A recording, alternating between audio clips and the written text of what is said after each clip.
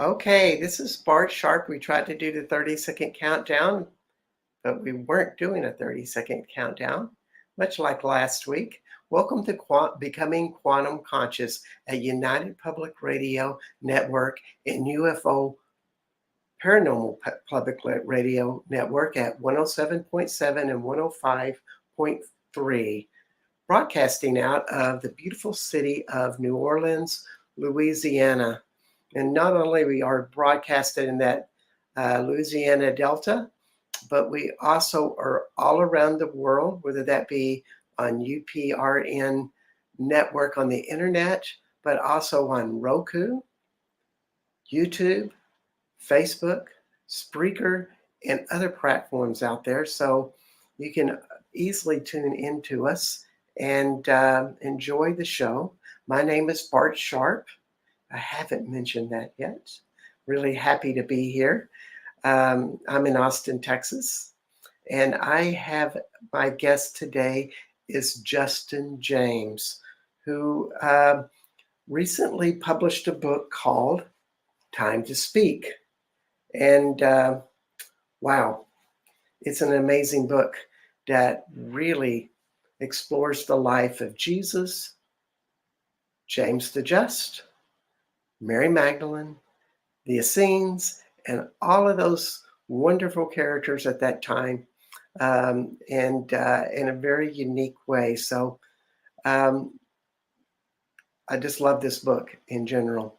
So Justin has had an adjustment. We're spending with you all the time, but as I've met you before, you had told me that James the Just is you. It's not just something you channel, but James is a part of your life. And to me, that was kind of something I had never heard before. And so maybe we could just start the show by you explaining about it's not a relationship, but it's a more of a way of being Justin James and James the Just at the same time. What's that like? Good morning, Bart. It's nice to talk with you again in a while. So explaining James the Just. James was the brother to Jesus. And I still remember them as our Aramaic names.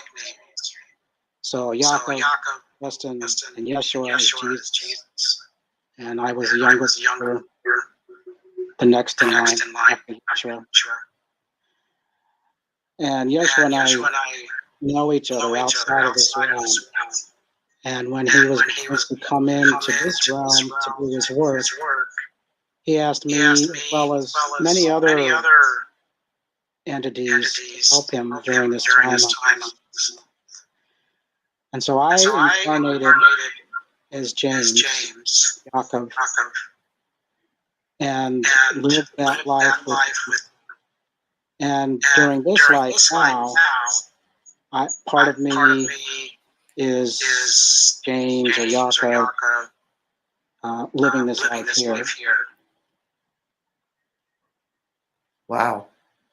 And this is quite unusual. So Yaakov, or James the Just, has been with you for lifetimes, and you have awareness of what that's been. Am I understanding you correctly? Well, I don't come to this realm very often. After the incarnation of James, I was here in the 10th or 11th century. And this is the only other time I've been here. Yes, and part of what you are somebody that is in many places at once. You live a normal, mundane life in the United States, and you have a rich inner world, let's just say. That's a good way to put it. Yeah, it's a phenomenal, as I've experienced.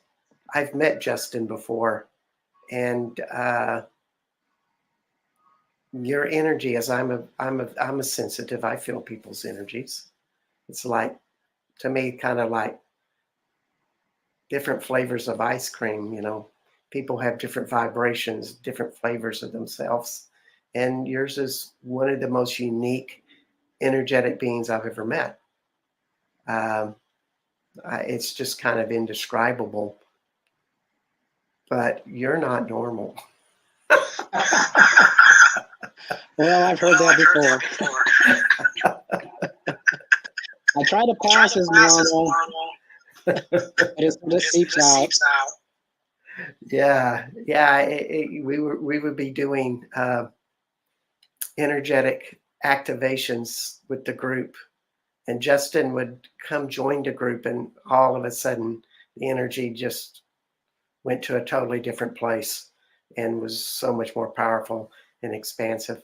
And of course, I'm talking about uh, leading spiritual tours to Southwest France, as many of you know if you've been on or listened to Becoming Quantum Conscious. That's part of what I do, is lead tours. And this is the land of Mary Magdalene and Yeshua, or Jesus. Um, and so having Justin on this tour was always a unique experience in itself.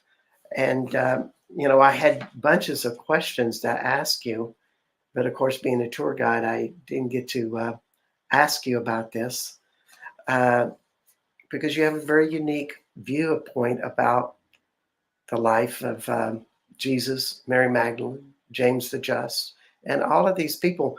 And of course, you describe this in your book, uh, Time to Speak. I'll put it up once more. Time to Speak right here. And you can buy this at wellspring.org on Amazon. And it's by Justin James. But it gives a very different perspective about what happened, and more what I was loving was a more in-depth perspective about what it's like to be a light being, what it's like to have light in your body. And so I'm just kind of doing a precursor here of what this interview is going to be about. So I want to start with something simple. Why was James the Just called James the Just? So, Bart, let me just correct you for a moment. On the website is deepspring.org. All right, and I'm going to make sure that I have that on my. I use Wellspring as a. I have it here. I'm gonna put it on the ticker. Wellspring is a term I use as a shaman to talk about the deepness within some people who have a gift between their hips of having an enormous second chakra energy that kind of flourishes everything they do and everybody around them. Very powerful. So a wellspring is that. That's where I get caught up. This is Deep Spring. Yeah, deepspring.org. And then, of course, Amazon. Yes, and it's well worth just checking this book out and enjoying it. And it's very much a strictly channeled book. You bring in a lot of beings, and it's basically dictated that away, where somebody is interviewing you, and then they basically type the book out. So Exactly. it's Yeah, very I unique. wanted to remain true to the message. So I was in regressive hypnosis, and during that regressive hypnosis, we actually channeling various people came in.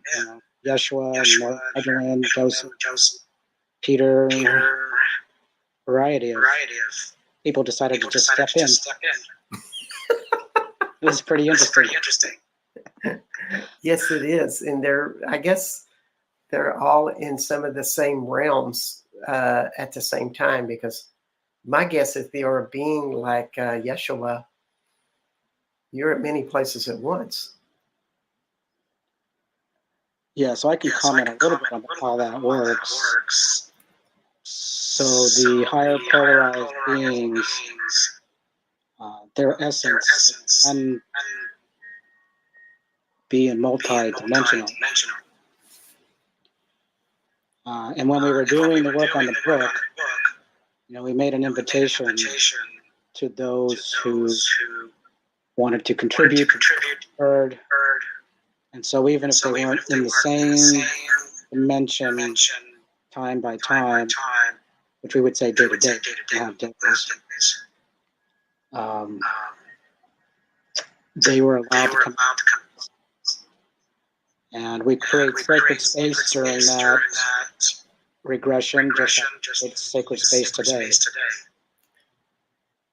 Yes, and so as you would open that portal or gateway for the beings to come in, when you say sacred space, you would do some sort of a ritual or enactment to create kind of a landing pad for all of these energies to come in. Yeah, it's a description when you first start out of creating boundary. And I do that with light. And so we create a space of light and say who may and may not be here, only positive polarity. And the same with the interface of the radio and the Zoom and around you, Bart, we've created the same boundary. That's great. And I think that's good for everybody to hear when you are starting to create your sacred space, that you create those types of invitations and you embody being that person of light, almost like a conduit for it all to come in. And going back to my question, why was James the Just called James the Just? So, name derivation. Jacob is Aramaic, and then you have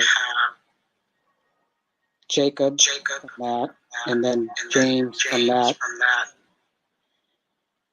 And so Jacob was referred to as James. And after Jesus was crucified, he passed down the torch, so to say, to James. And so he was leading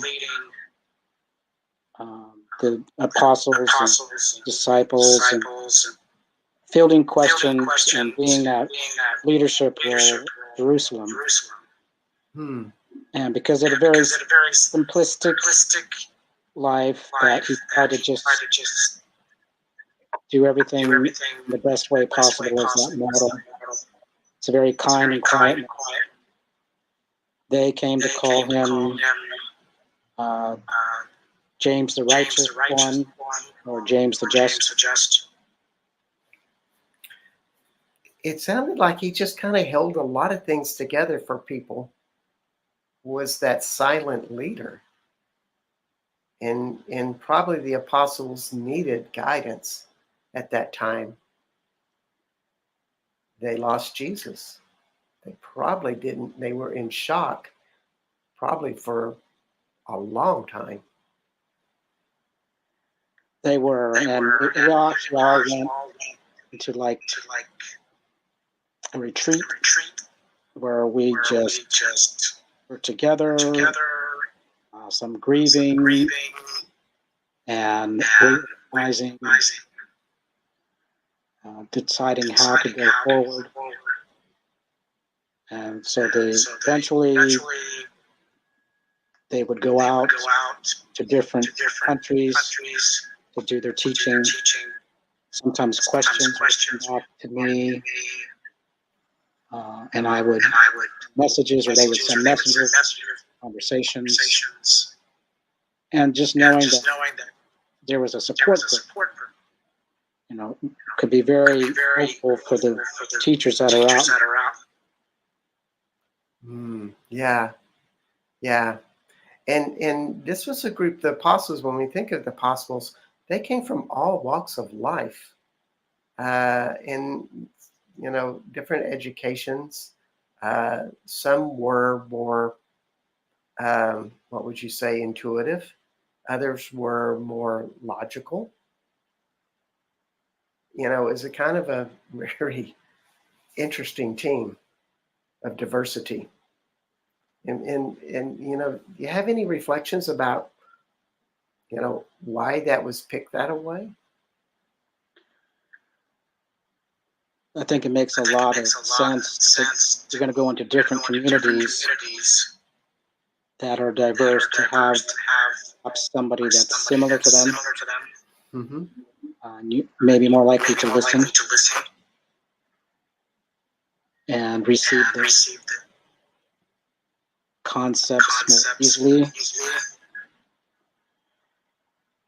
So the diversity was partly for that reason. We knew that the message would be imperfect because the teachings that Yeshua and I grew up with, clean community, and then went on to learn from all the other cultures that we visited. We would not expect people that were born and raised in that small area of the same breadth of understanding. Yeah. So when we learn, you think about our learning curve. You have a foundation and build upon that foundation. You have a certain perspective or window that you look at life through, and you try to fit new information in to that perspective of that foundation and grow upon it. If information doesn't fit with your previous foundation perspective, it can be really difficult to understand. But we did our best to help everyone understand the concept. Maybe that's the beauty of the diversity. So many people seeing it a little bit differently. And maybe it could be understood better that way. Or at least started to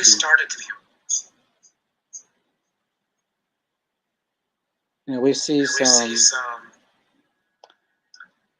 changes, message down, especially down. But the essence is still one really looks. Yeah. Yeshua had said, if you have ears to hear, eyes to see, the true seeker learn. And those are all very valid concepts. How well do we really listen? Do we hear or do we just listen? And how well do we really see? Are we looking beyond just what is the surface? It sounds like he's trying to say you have to listen with your heart.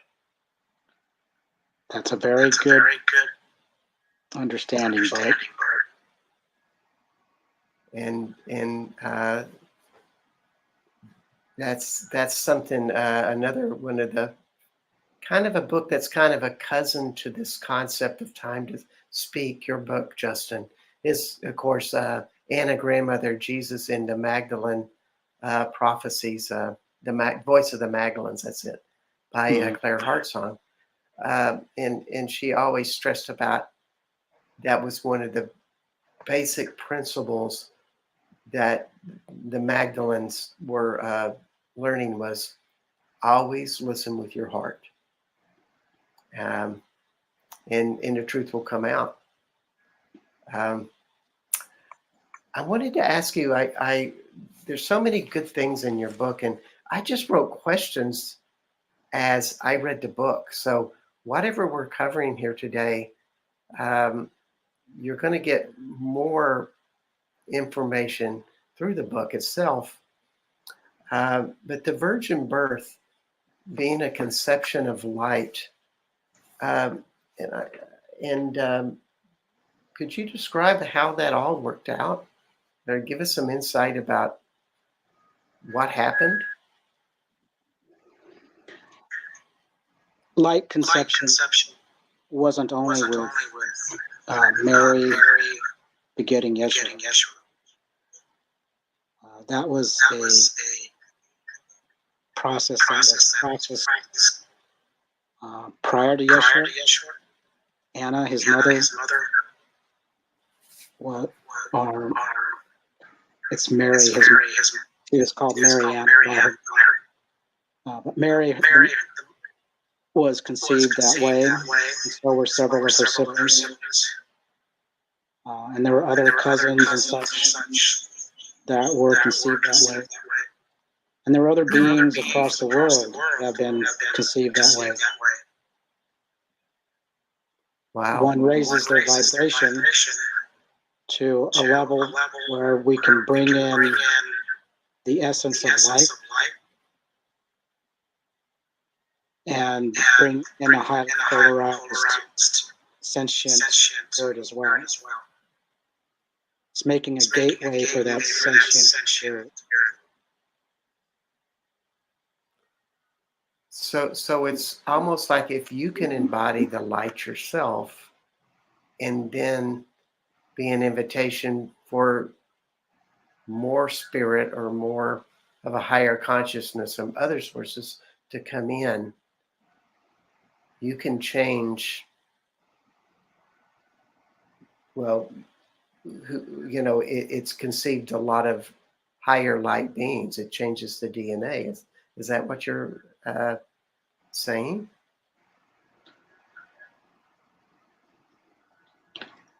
It does affect the DNA. And even the work we do now, you raise your vibration. If you're consistently at a higher polarization, your chakras can stabilize and be at that higher DNA. And that's still available for us to do today. It is. And it's also not about just having children. You can be a light being and just have a really great life. Yeah, light being, you may want to conceive that way. But that's not the entire reason. I mean, we're here because we want to help all of creation raise its own vibration. And we do that in many ways. As you said, when you feel my energy in the room, it irradiates, and we can share it with people, we can share it with plants and animals, the earth. And humans do that as well. If you're, whatever energy that you have, you share with those around. I call it the ripple effect. And if you're sharing negative energy, we're going to feel that. If you're sharing positive energy, you're going to feel that. And you can purposely share energy. Especially, I like to encourage people to share positive energy, gratitude with the earth. We have a lot of teachings that take energy from it, but she needs good energy and gratitude for her healing, nurturing, and continuing to support everybody here. Yes, and that's part of our purpose, in my opinion, is that we learn to be a light being that is a steward energetically for the earth. And of course, we need to do a lot of other good things to help the planet. But it's such a big picture, isn't it? The earth, bringing in more enlightened beings, enlightening other people through your light. This is what Yeshua's and Yaakov's beings in purpose was about. Yes. Practicing. And it wasn't just ours. And that's part of what the intent was, to show that it wasn't just Yaakov and the disciples. There was a whole community developed even before Yeshua came to support his work that he was going to be doing, and to do their own work. So it's a universal group effort.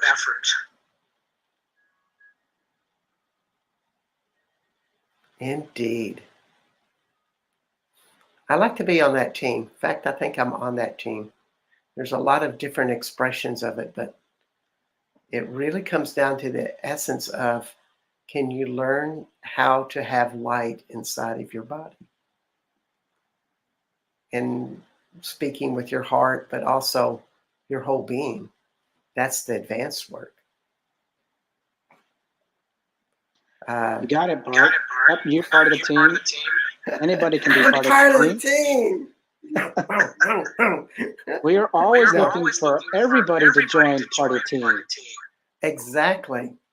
Of all of what that is. And you help lots of people with workshops and groups, and also with your book. And so Justin is out and about there. And so if you go to deepspring.org, you can learn more about his work.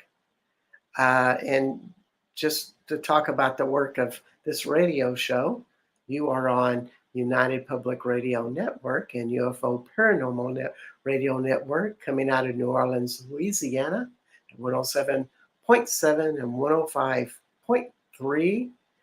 And we're also on Roku, YouTube, Facebook. And my name is Bart Sharp, and this is Becoming Quantum Conscious. And we have Justin James here today, author of Time to Speak. And he is connected with this,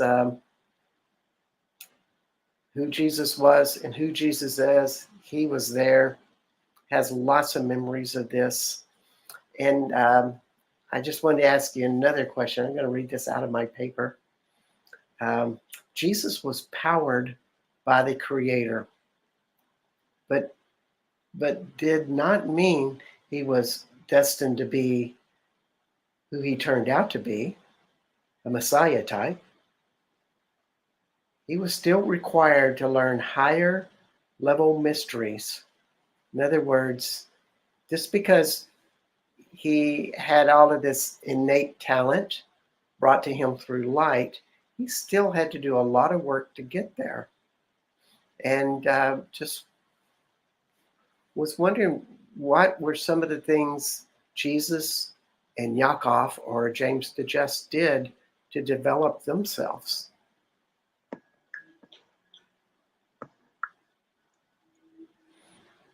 So I need to explain that, we have knowledge when we're not in this realm, when we are in spirit.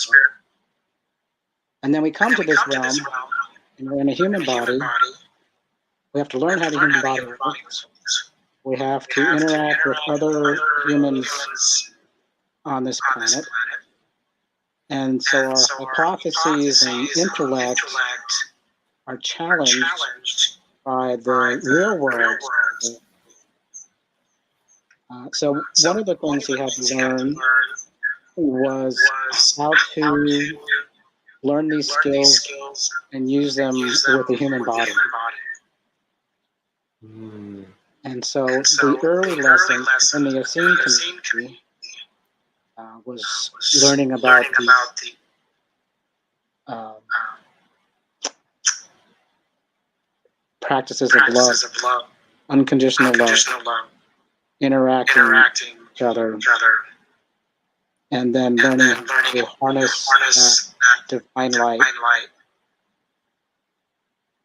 and use it for healing, and use it for communication, using it on a day-to-day. Then he went on to other cultures, such as the Druids, who had also been taught that the righteous one coming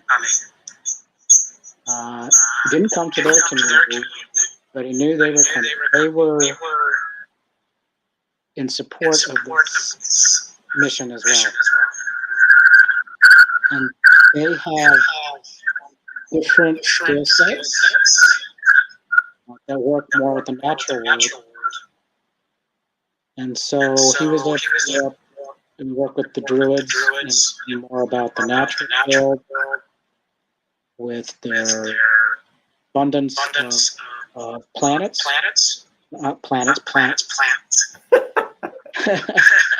That the desert just doesn't have.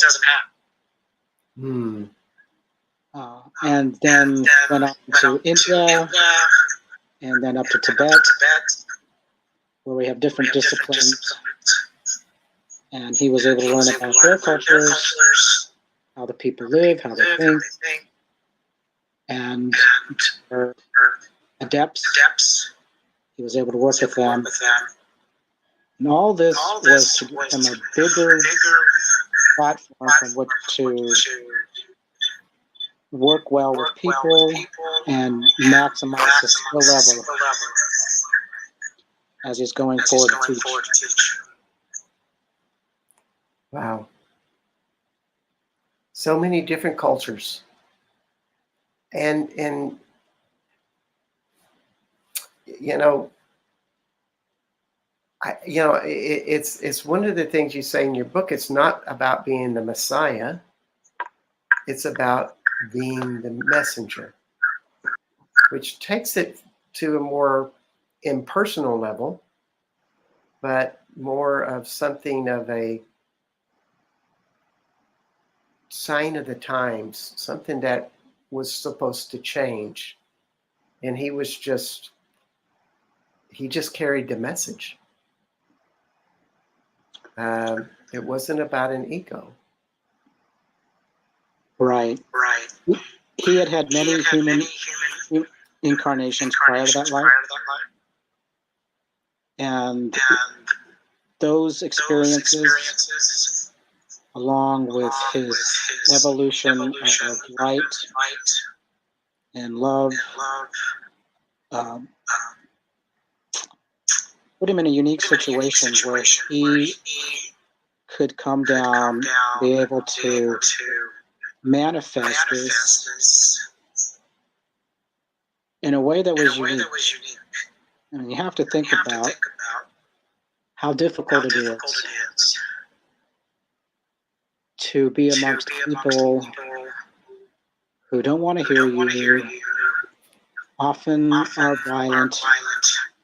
And that was just the way of the world at the time. An eye for an eye, and I'll take what I want, whether it's by violence or enslavement or wealth. And he came to show there was a different way. He was trying to break that way of life. Yeah. And it's interesting that he did it at the time when the Romans were there.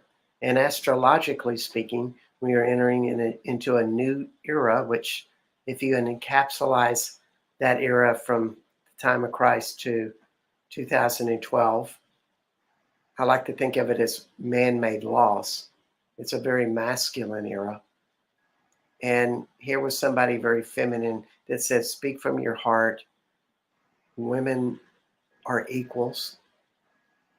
They're very valuable, which they weren't at that time. Sounds like a really hard task to accomplish. The message still lives on.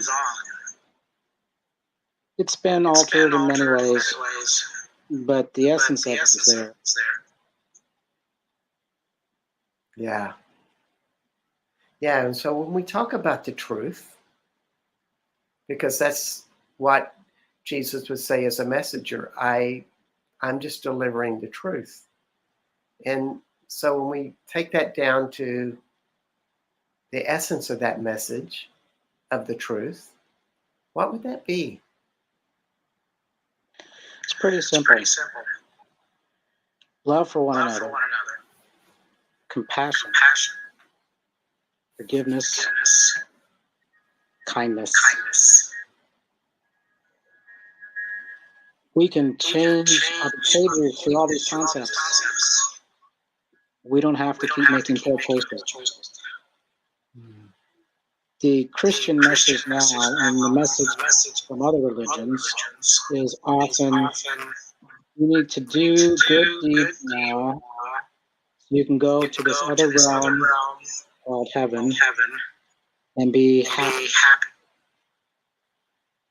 Well, our message is really create that space here. Treat each other well with love and kindness and create that heaven here. That's what Earth was created for.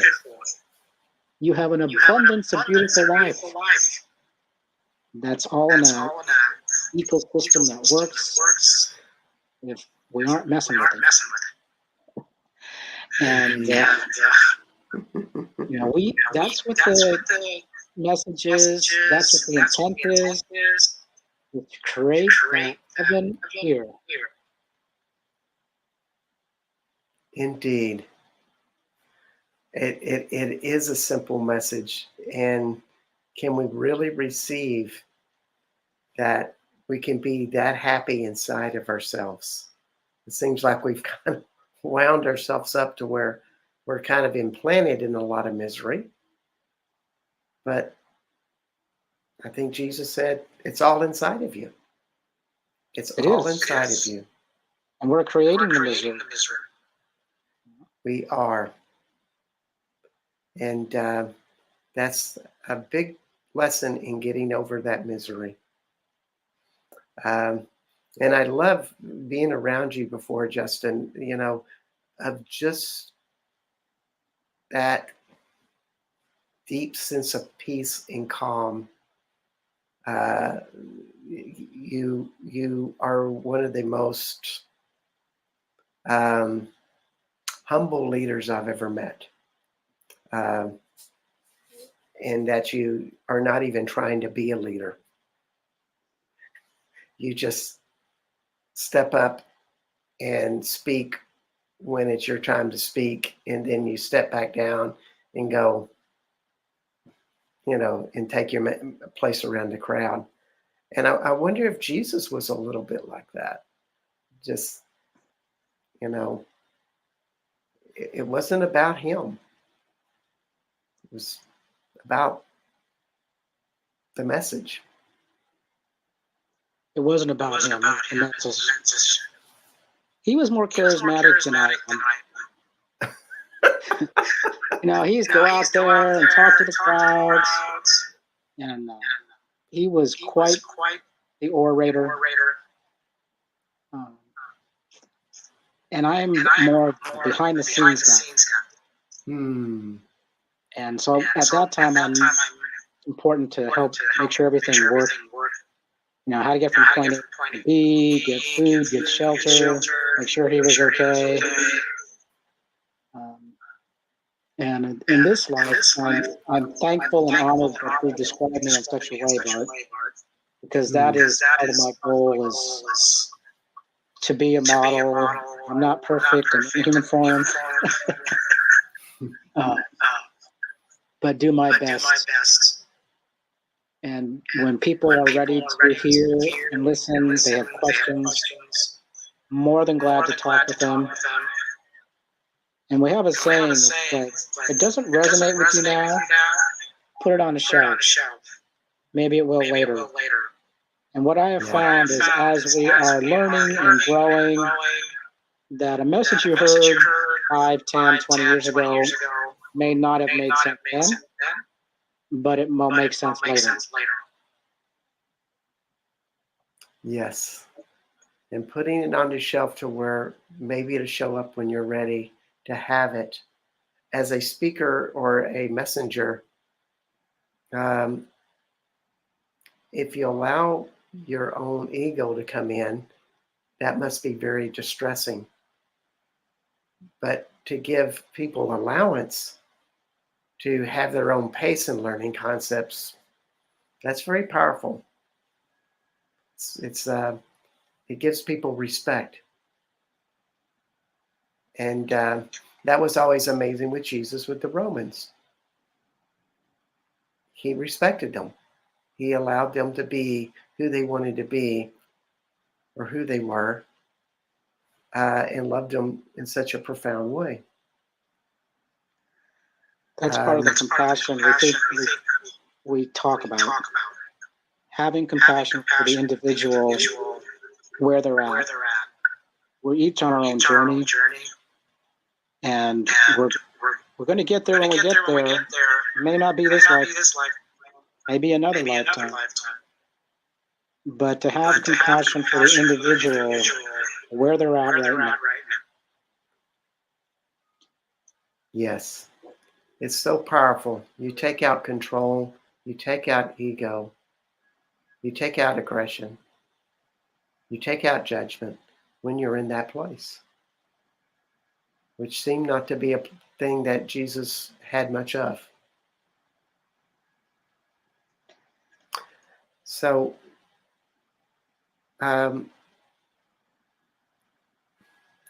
your relationship with Jesus was just very practical, but also you must have had a lot of love between the two of you.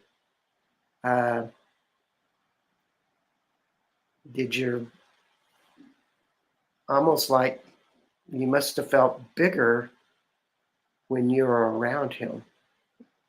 Does that make sense?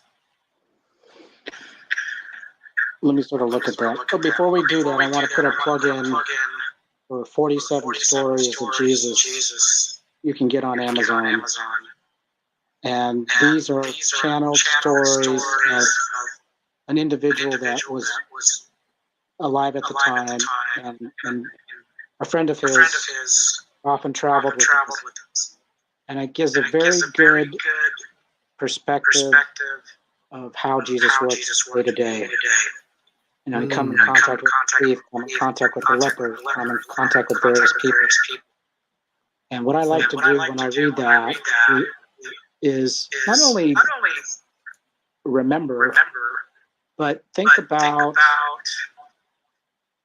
how did he, during that particular time, that particular person, and how can I do the same with people that I interact with in the world now?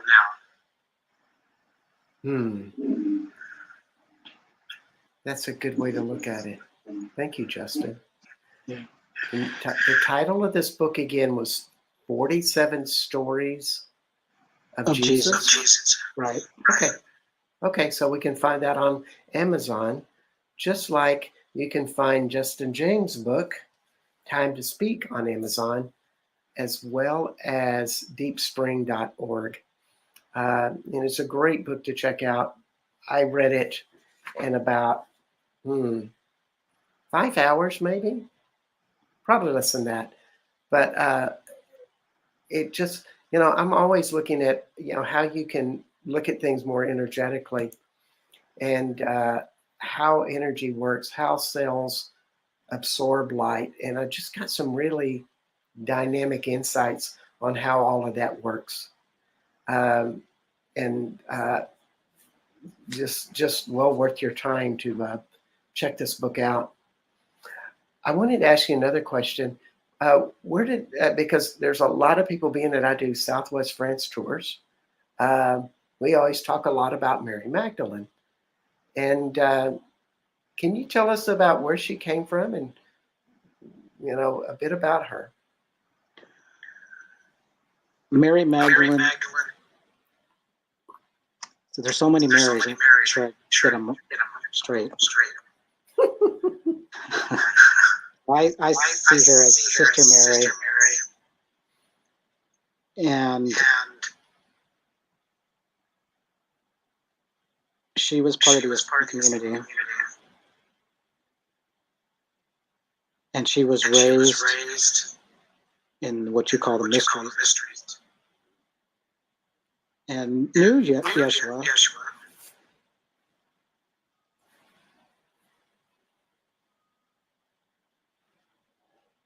And eventually became his partner.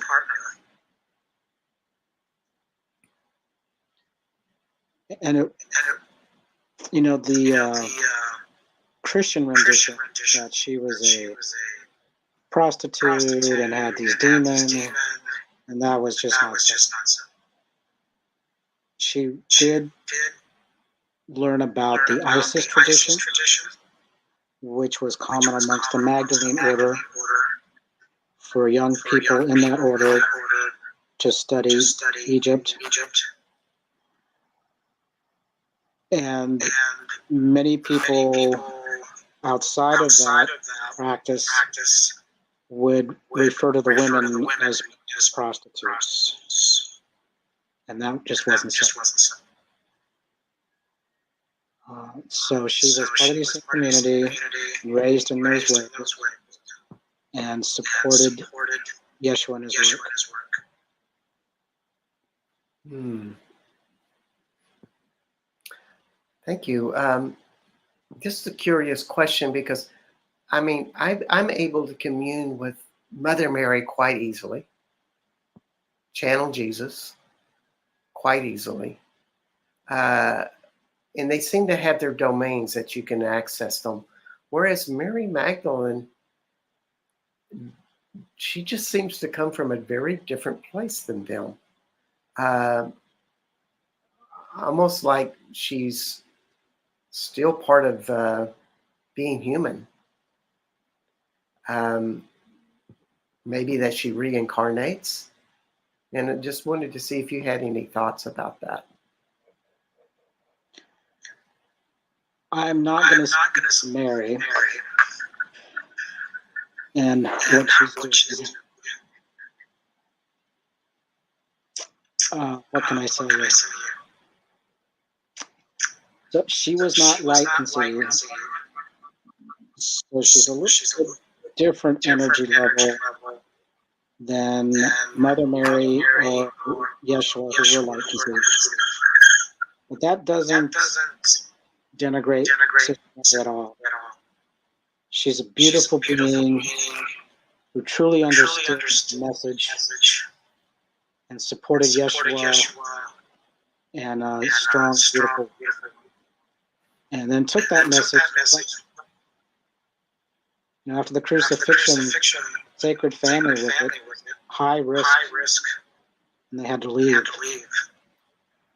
They had previous friends and colleagues in France and Europe with the Druids prior to the second.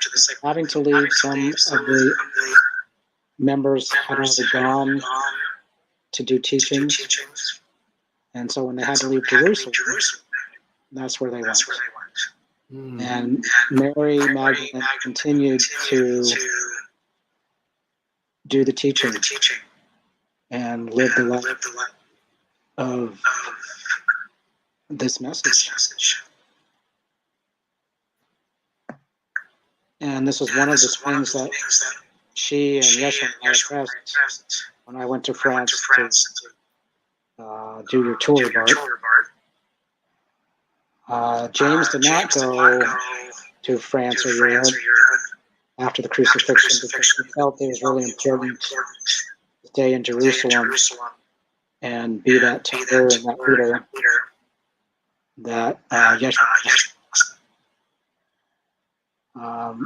Sister Mary had asked James to follow and be a part of her life there in France. And James chose.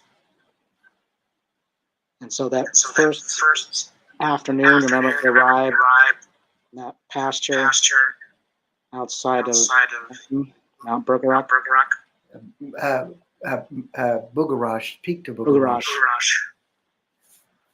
Yeshua and Mary were there to meet me and welcome me to the land I was finally. Yes.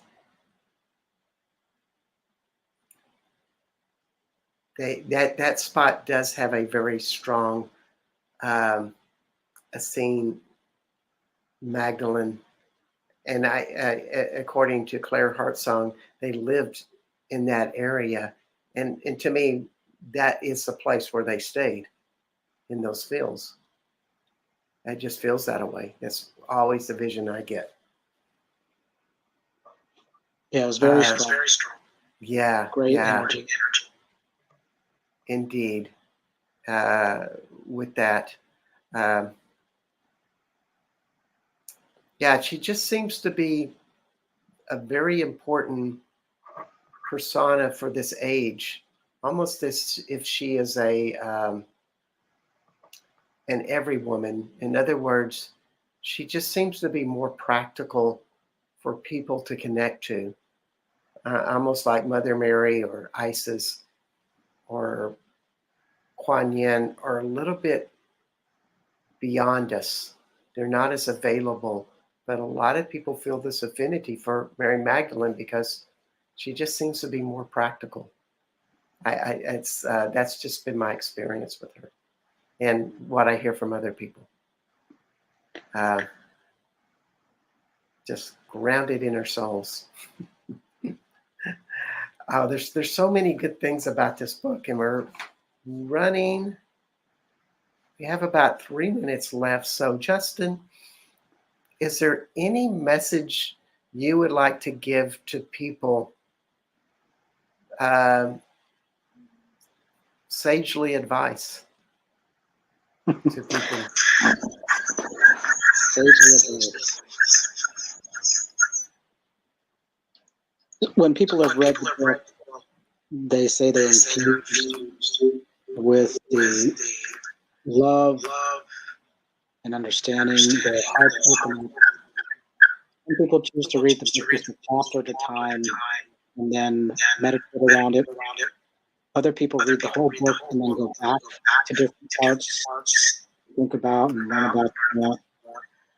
And I just encourage people to read and really open up to the message and the energy, ask questions, and start a new book.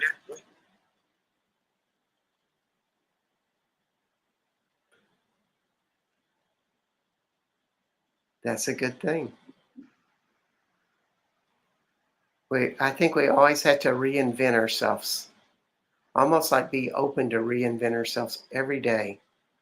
It's the best way that we can be open to change, which is something Yeshua was encouraging all of us to do, is to always change. We'll bring in that unconditional love, share that. And if that requires you to change, so be it. If you don't need to change and you can share that unconditional love, that's beautiful.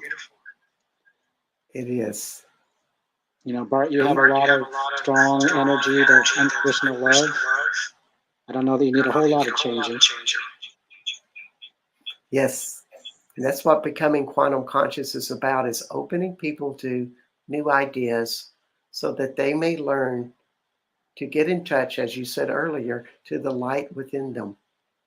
And that light not only is a huge wellspring of consciousness, but it's connected to many things out there in the universe and other realities, other dimensions, as you well know, because you travel about amongst those places. It's all I like about your the concept light. of joining the team. Right? I'm going to use that. Indeed. And join the team. I'm inviting everybody to join the team. Yes. Find your own version of how you practice having light within yourself. Wow. Well, Justin, I really appreciate you being on the show of Becoming Quantum Conscious at United Public Radio Network and UFO Paranormal Network on Roku, Facebook, and YouTube. It's been a joy. Time to Speak is Justin's James' latest book, and it's just an amazing book. Thank you so much for being on the show today and sharing your time with us. It was my honor, Bart. Thank you for inviting me. And I hope we're getting the message out a little bit more. Indeed. Be the messenger, speak the truth, know your heart. Many blessings, everybody. And we'll see you next week as we will have Perdita Finn, author of Way of the Rose. And until then, have a great week.